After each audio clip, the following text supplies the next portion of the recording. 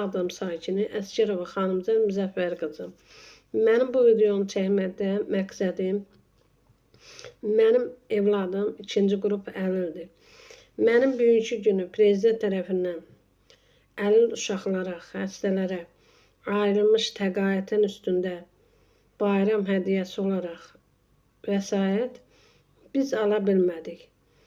Getmişik dünənləri, deyirlər ki, evdə gərək 2 nəfər xəstə ola ki, mən o pulu alam. Mən buradan cənab prezidentimə səslənirəm ki, sizin aşağı qoyduğunuz məmurlar siz ayırdığınız xəstə evladlara vəsaiti bizə vermədi. Siz artıq dərəcədə xahiş edirik ki, bu məmurlara deyəsiniz ki, yaxşı bu pul kimə çatır? Yaxşı, bugünkü günü biz almırıqsa bu pulu, imkansız ailə almırsa, xəstə saxlayan ailə almırsa, yaxşı, bu pul kimə çatır?